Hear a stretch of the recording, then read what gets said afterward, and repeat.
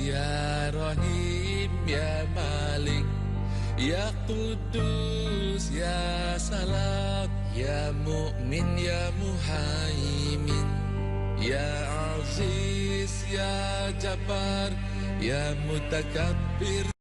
Bismillah. Assalamualaikum warahmatullahi wabarakatuh. Innal hamdalillah nahmaduhu wa nasta'inuhu wa nastaghfiruh wa na'udzu billahi min shururi anfusina wa may yahdihillahu fala mudilla lahu wa may yudlil fala hadiya lahu. Asyhadu an la ilaha illallah wahdahu la syarika lahu wa asyhadu anna Muhammadan abduhu wa rasuluhu la nabiyya ba'dah. Allahumma salli wa sallim wa barik ala sayyidina Muhammadin wa ala alihi wa sahbihi wa sallim ajma'in, amma ba'd. Bapak, saudara sekalian, jamaah salat subuh yang berbahagia, alhamdulillah.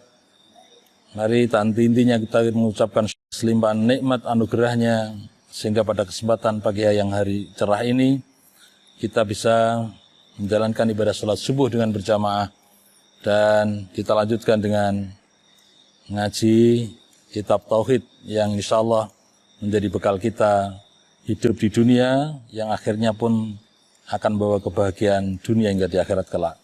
Salawat dan salam semoga Allah limpahkan dan curahkan kepada junjungan kita Nabi Agung Muhammad sallallahu alaihi wasallam beserta para keluarga, para sahabat dan para pengikutnya yang setia hingga yaumul qiyamah, dan semoga syafaat beliau untuk kita sekalian. Amin ya rabbal alamin.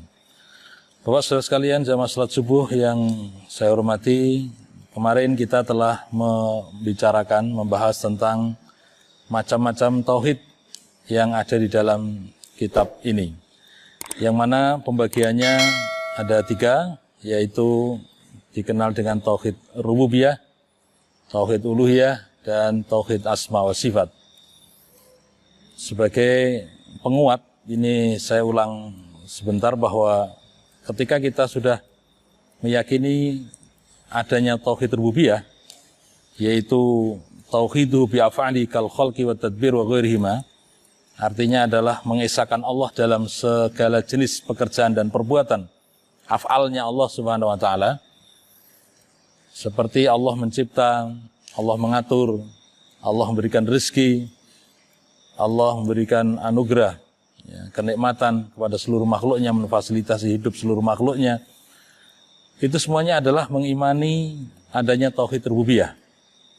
Dan sebagai dalilnya adalah surat Al-Fatihah, yang mana sering kita baca bahwa Allah adalah menjadi Tuhannya semesta alam, menjadi Tuhannya seluruh makhluknya di muka bumi ini. Ini membuktikan bahwa kita sebagai orang yang beriman harus meyakini adanya tauhid rububiyah ini. Kemudian yang kedua adalah tauhid uluhiyah, artinya kalau orang yang sudah meyakini adanya tauhid rububiyah, maka ada suatu kewajiban berikutnya yang harus dilakukan adalah mengimani adanya tauhid uluhiyah. Kalau hanya sekedar mengimani adanya tauhid rububiyah, itu masih belum lengkap atau belum benar. Karena semua manusia sebenarnya mengakui adanya tauhid rububiyah, entah itu beriman atau tidak, entah itu muslim atau kafir, itu semuanya secara fitrah adalah meyakini adanya tauhid rububiyah. Sebagaimana yang Rasul sabdakan bahwa kullu mauludin yuladu alal fitrah, setiap anak atau bayi yang terlahir di muka bumi ini adalah dalam keadaan fitrah. Fitrah di sini artinya adalah meyakini adanya Allah Subhanahu wa taala, yaitu meyakini keberadaannya Allah sebagai Tuhannya. Kita adalah mana fitrah, bahwa kullu mauludin yuladu alal fitrah. Nah, hadis berikutnya adalah fa'abawahu yuhawiyadanihi aw yunassiranihi aw yumajjisani. Maka lingkungannya lah, kedua orang tuanya lah yang menjadikan si anak itu nanti menjadi beragama Nasrani, beragama Majusi, ya, maupun beragama Yahudi. Nah, ini sebagai dalil bahwa ternyata semua umat manusia yang terlahir, entah itu dia di keluarga Yahudi atau Nasrani atau Majusi, semuanya mempercayai adanya Allah Subhanahu wa taala. Bahkan kalau orang sekarang ada istilah namanya orang ateis pun sebenarnya secara fitrah dia mengakui keberadaan Tuhan, yaitu Allah Subhanahu wa taala. Nah, mereka semuanya berarti sudah meyakini, mengakui adanya tauhid rububiyah. Akan tetapi yang mereka tidak yakini atau istilahnya tidak dilakukan berikutnya adalah tidak mengimani adanya tauhid uluhiyah. Karena apa? Tauhid uluhiyah itu sama dengan tauhid ibadah. Sehingga di sini dikatakan bahwa namanya tauhid ilahi uluhiyah adalah ifradullahi bil ibadah kadu'a wa dzabhi wan nadhur. Jadi mengesahkan Allah dalam beribadah kepada Allah. Artinya ketika beribadah itu hanya kepada Allah lah yang disembah. Ketika melakukan suatu aktivitas doa, meminta, memohon, yang munajat itu hanya kepada Allah Subhanahu wa taala.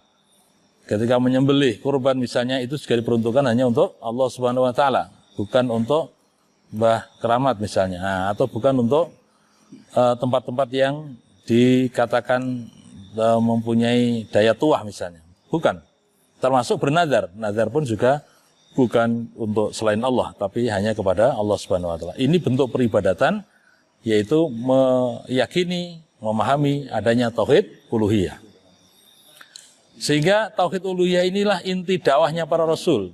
Tauhid uluhiyah inilah yang Allah perintahkan kepada semua rasulnya di muka bumi ini. Jadi kalau kita lihat dalam sejarah keimanan kepada Allah itu, rasul yang ditugasi untuk mulai berdakwah ya, itu sebenarnya adalah Nabi Nuh kalau dalam cerita. Tapi sebenarnya sejak Nabi Adam ya sudah mulai, hanya di dalam keterangan pelajaran tauhid biasanya siapa yang diperintahkan mulai pertama kali untuk mengajak umat manusia dalam bidang tauhid uluhiyah ini, mesti jawabannya adalah Nabi Nuh. Kenapa? Karena Nabi Adam saat itu umatnya, masyarakatnya otomatis kan masih putranya sendiri. Artinya masih sedikit, belum begitu banyak, belum bentuk suatu kaum. Baik, sehingga mesti dalam catatan pelajaran tauhid selalu yang dikatakan Nabi pertama kali atau seorang Rasul pertama kali adalah Nabi Nuh alaihissalam. Baik, jadi Allah Subhanahu wa taala mengingatkan kepada kita sekalian berkenaan dengan dakwah tauhid ini, yaitu bahwa setiap kaum, setiap umat itu senantiasa ada utusan Allah, yaitu Rasulullah, para rasulnya, itu para utusannya. Kemudian yang ketiga adalah mengimani adanya tauhid asma wa sifat. Artinya kita ini harus meyakini Allah mempunyai nama-nama, mempunyai sifat-sifat ya, yang mulia, yang sesuai dengan kemahakuasaannya, kemahabesarannya. Ya, jadi tidak boleh kita mengecilkan makna asma wa sifat tadi.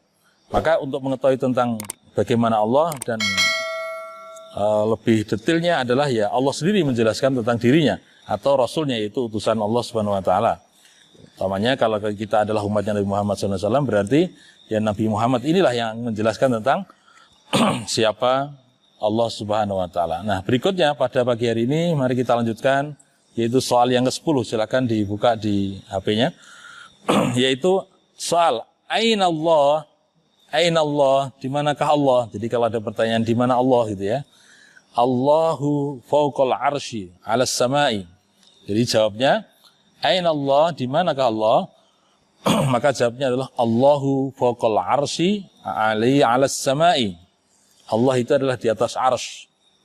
'Alas samai yaitu di atasnya langit. Jadi di atas arsy-nya Allah dan di atas langit. Nah, karena kemarin kita sudah membicarakan masalah tauhid asma wa sifat, jadi bagaimana Allah di atas arsy, Allah di atas langit itu ya kita pahami sesuai dengan kemahasucinya Allah. Jadi tidak boleh kita bayangkan atau membagaimanakan Allah itu di arsy kayak apa, tidak bisa. Kita nggak punya kemampuan untuk itu dan dilarang. Bahkan Imam Malik mengatakan itu termasuk istilahnya batil, tidak bagus ya. Baik, jadi kalau kita pahami aina Allah, Allah fawqal arsy 'alas sama, yaitu Allah adalah di atas arsy, di bumi, di atas langit ya. Allah Subhanahu wa taala berfirman, qala Allah taala Ar-Rahmanu 'alal arsy istawa. Ya, Ar-Rahman yaitu Allah Subhanahu wa taala yang Maha Kasih, itu adalah 'alal arsy istawa, yaitu di atas arsy. Ya, istawa, Allah bersemayam. Nah, kata-kata istawa di situ ala wartafa'a. Ala wartafa'a itu artinya adalah tinggi dan mulia dan agung, meninggikan, mulia. Jadi ala wartafa'a. Kama jaa fil Bukhari anit tabi'in, ya, sebagaimana juga yang diriwayatkan oleh Imam Bukhari, yaitu anit tabi'in, tentang dari kalangan tabi'in ini, wa qala Rasulullah sallallahu alaihi wasallam innallaha kataba kitaban wa huwa indahu fawqal arsy. Jadi Rasul bersabda bahwa innallaha, sungguhnya Allah Subhanahu wa taala adalah kataba kitaban, menulis sebuah catatan, kitab, ya, catatan amal baik dan buruk. Fa huwa indahu fawqal arsy. Ya, catatan tadi adalah di sisi Allah Subhanahu wa taala, fawqal arsy, yaitu di atas arsy-nya Allah Subhanahu wa taala. Kita memahami arsy-nya Allah kayak apa ya sudah sesuai dengan pemahaman tauhid yang kita yakini, kita pelajari, yaitu bahwa itu arsy singgasananya Allah. Jadi tidak bisa kita membayangkan bagaimana arsy-nya Allah itu. Rawahu Al-Bukhari, diriwayatkan oleh Imam Bukhari. Bahwa saudara-saudara yang saya hormati, makanya kita perlu mengkaji tauhid ini supaya tidak salah ya, supaya tidak keliru dalam pemahaman masalah keyakinan kepada Allah Subhanahu wa taala. Kemudian soal berikutnya adalah halillah, ya, apakah Allah Subhanahu wa taala ma'ana, bersama dengan kita? Hal Allahu ma'ana, ya, apakah Allah itu bersama dengan kita gitu ya? Maka jawabnya adalah Allahu ma'ana bisam'ihi wa basarihi wa ru'yatihi wa ilmihi. Ya.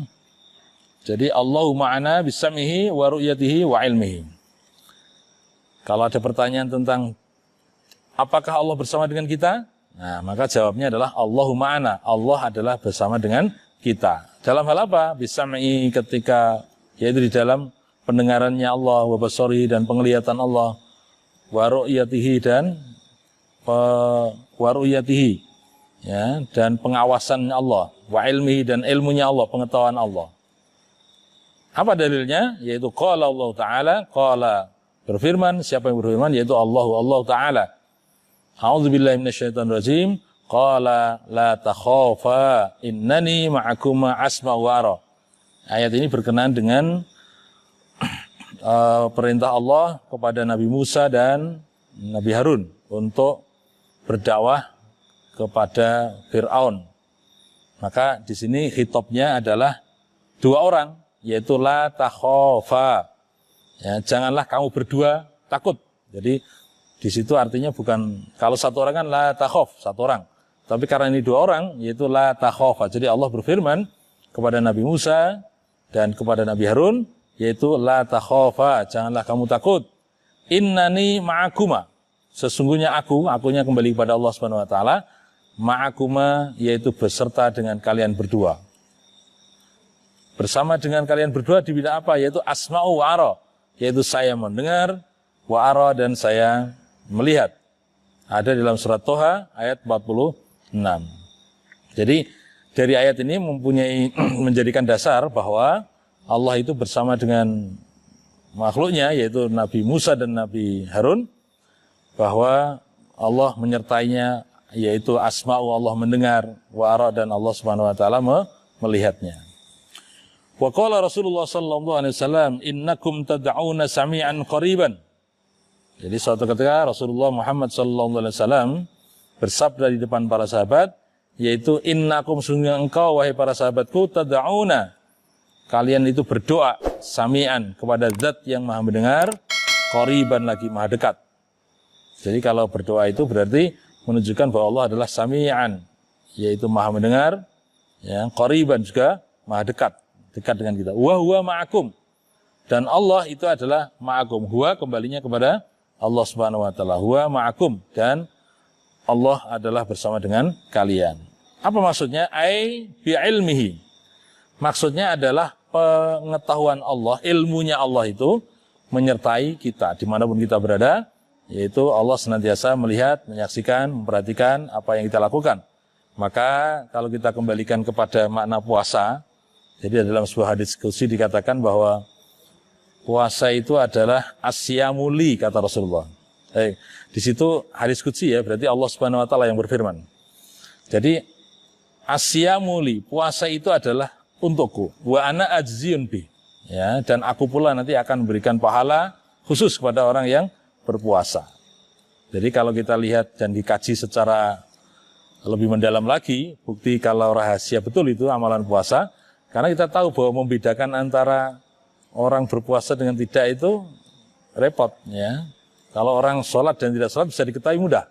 Ya, kalau yang lainnya misalnya zakat atau haji bisa diketahui, tapi kalau puasa susah, ya, karena boleh jadi orangnya kelihatan bergaya puasa, lemes badannya, ya, mungkin tidak kuat dan seterusnya, ya, padahal dia tidak puasa. Nah, makanya hadis ini sangat rahasia sekali bahwa asyamuli, ya, puasa itu adalah untukku. Padahal semua kullu amali ibni Adam, semua amalan anaknya Adam itu, manusia maksudnya, itu adalah lahu baginya. Illa siyam kecuali puasa. Ya, kata Allah yaitu asyamuli, puasa itu untukku. Kalau amalan yang lain adalah untuk Bani Adam, untuk manusia sendiri, tapi kalau asyam adalah untukku. Ya, kemudian wa ana ajzibih, yaitu aku nanti yang akan berikan pahala khusus pada orang yang berpuasa. Baik, ini artinya adalah begitu dekatnya Allah dengan kita, maka di sini dikatakan ketika ada pertanyaan ain ahal Allahu ma'ana, apakah Allah itu bersama dengan kita? Ya, maka jawabnya adalah Allahu ma'ana bisamihi wa basari wa ruyatihi wa ilmihi. Ya, yaitu sebagaimana Rasul bersabda tadi, innakum tad'una, innakum sungguhnya kalian semua tad'una, engkau berdoa sami'an kepada zat yang maha mendengar, qariban lagi maha dekat, ya, wa huwa ma'akum, dan Allah adalah bersama dengan kalian. Baik, kemudian yang pertanyaan berikutnya, yang ke-12, soal ma hiya faidatu tauhid. Nah, ini bab tentang faedahnya tauhid. Tauhid itu faedahnya apa? Atau kenapa kita harus mempelajari tauhid? Mengapa kita kan harus bertauhid itu apa? Faedahnya apa? Tujuannya apa? Maksudnya apa? Maka di sini dikatakan faidatut tauhid, faidatut tauhidi hiya al-amnu fil akhirati. Baik, mari diperhatikan harokatnya, jangan sampai keliru, nanti artinya beda. Ma hiya faidatut tauhidi. Ya, apakah faedah daripada tauhid? Faidatu tauhidi hiya al-amnu fil akhirati minal azab wal hidayati fid dunya wa takfirudz dzunub. Jadi faedah bertauhid, kenapa kita ini harus bertauhid kepada Allah Subhanahu wa taala? Di sini dijelaskan bahwa tauhid itu fungsinya hiya al-amnu. Al-amnu artinya mendapatkan keamanan, ya, al-amnu, keamanan. Fil akhirah, di akhirat. Jadi di akhirat itu mendapatkan keamanan, ya. Kemudian minal azab, yaitu dari azab atau siksanya Allah Subhanahu wa taala. Ketika kita bertauhid, ya, kita ini mengesahkan Allah Subhanahu wa taala, ya, berarti kita akan mendapatkan keamanan fil akhirah, besok di akhirat. Di akhirat mendapatkan keamanan, terutama adalah minal azab, dari siksanya Allah Subhanahu wa taala, ya. Itulah fungsi tauhid. Kalau di dunia apa? Wal hidayatu fid dunya. Di dunia akan mendapatkan hidayah, di dunia itu akan mendapatkan petunjuk dari Allah Subhanahu wa taala. Ya, makanya orang yang bertauhid, orang yang benar imannya, itu hidupnya selalu terbimbing. Karena apa? Karena dia mempercayai, meyakini adanya Allah Subhanahu wa taala. Mereka percaya adanya hari akhirat, sehingga apapun yang akan dilakukan selalu dipikir dan direnungkan lebih dulu. Apakah tingkah laku, perbuatan, tutur katanya itu menjerumuskan dia masuk neraka atau mengundang barokah ridhonya Allah sehingga masuk surga? Nah, itulah orang yang bertauhid. Jadi orang bertauhid itu karena mengesahkan Allah Subhanahu wa taala, dia berarti punya keimanan yang kuat, yang benar, ya, dalam langkah, perilaku, perbuatannya itu selalu direnungkan, dipikir lebih dulu, mempunyai efek negatif tidak nanti kelak di akhirat. Nah, inilah orang bertauhid itu akan mendapatkan al-hidayah, hidayah, mendapatkan petunjuk, ya, mendapatkan bimbingan, mendapatkan arahan dari Allah Subhanahu wa taala, ya, kemudian wa takfirudz dzunub, dan mendapatkan pengampunan, ya, wa takfiridz dzunub itu artinya adalah penghapusan segala dosa, ya, penghapusan segala kemaksiatan. Makanya kalau kita perhatikan dalam sejarah Islam itu para sahabat dulu semuanya atau sebagian besarnya yaitu dulu tidak bertauhid, ya, dulu tidak bertauhid kepada Allah Subhanahu wa taala. Tapi setelah turunnya risalah, yaitu risalah yang dibawa oleh baginda Rasul Muhammad SAW, maka kemudian mereka bertauhid yang benar, yaitu berikrar la ilaha illallah Muhammadur Rasulullah.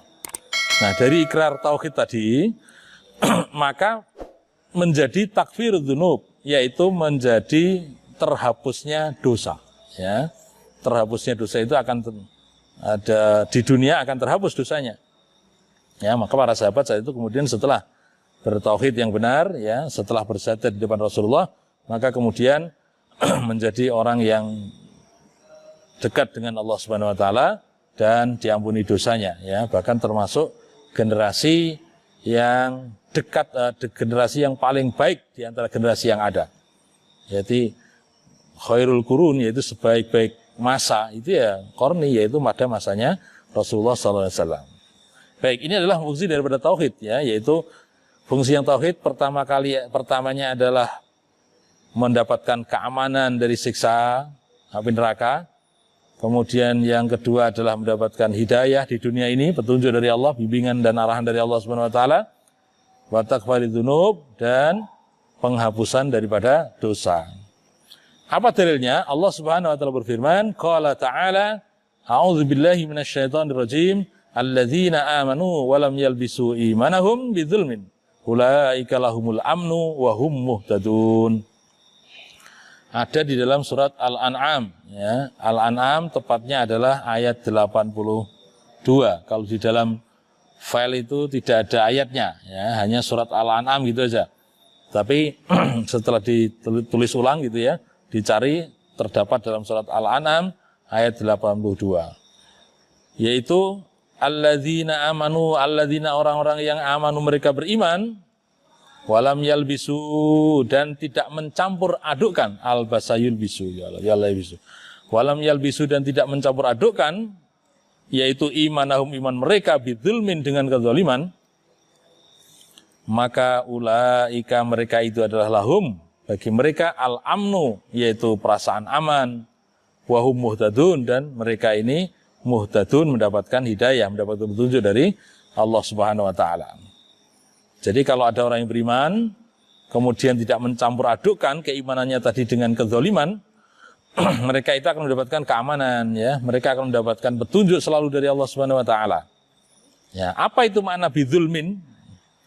Bidzulmin ay bisyirkin. Ya, yang dimaksud dengan zulm itu adalah perbuatan syirik.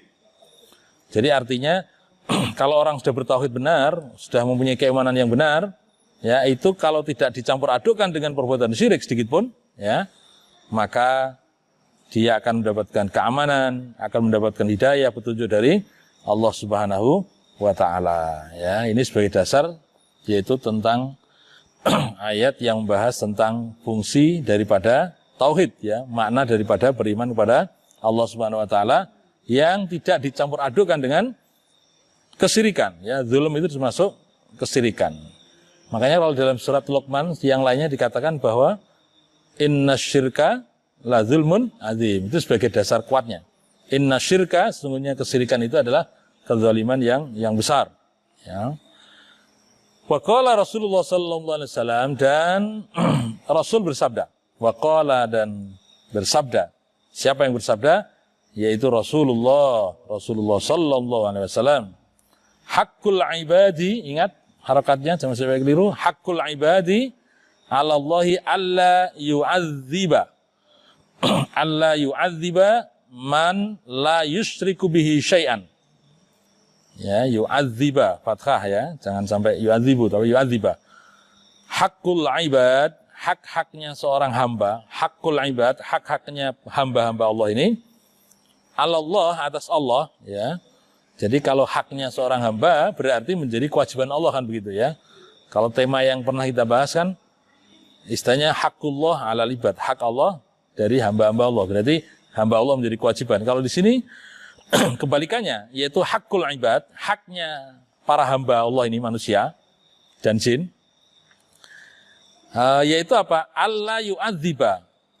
Kewajiban Allah berarti alla yu'adziba, yaitu tidak memberikan azab, tidak memberikan siksa. Kepada siapa? Yaitu man, kepada siapa yang la yusyriku. Man tadi, orang tadi tidak berbuat syirik bihi, dengannya syai'an, sedikit pun, ya. Makanya ini sebagai hadis bahwa haknya seorang hamba, kalau kita ini sudah beriman kepada Allah dan kemudian tidak, ya, menyekutukannya, ya, berarti Allah alla yu'adzib. Jadi Allah tidak akan mengazab, ya, mengazab kepada orang yang bertauhid yang benar dan yang tidak berbuat syirik kepada Allah Subhanahu wa taala. Baik, jadi inilah fungsi tauhid. Maka ini sangat penting sekali. Di mukadimah pernah saya sampaikan bahwa Tauhid itu sebagai pondasi dasar, sebagai asasul hayah, ya, yaitu sebagai asasnya kehidupan. Ya, kemudian dasar ya, dasar atau pondasi kehidupan, yang mana di atas inilah, di atas tauhid inilah nanti kita bisa menjalankan sholat, menjalankan puasa, ya, zakat, haji dan seterusnya. Jadi kalau tauhidnya benar, maka menjalankan ibadah sholat, ya, dan lain sebagainya itu pun akan menjadi benar. Karena apa? Nanti di pertemuan yang akan datang insya Allah akan kita bahas tentang syarat diterimanya amal.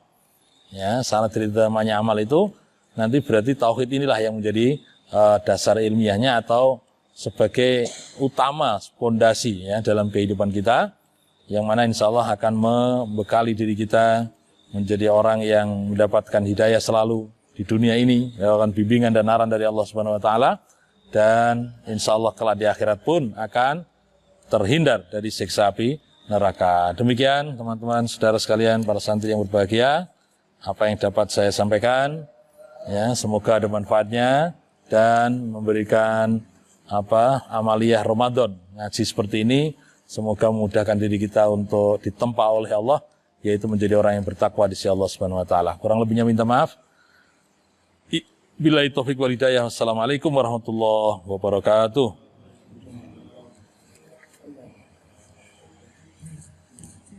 Mas. Pesertanya terbatas.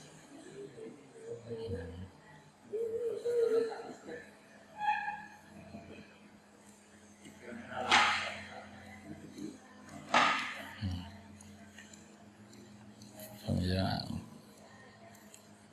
acara lockdown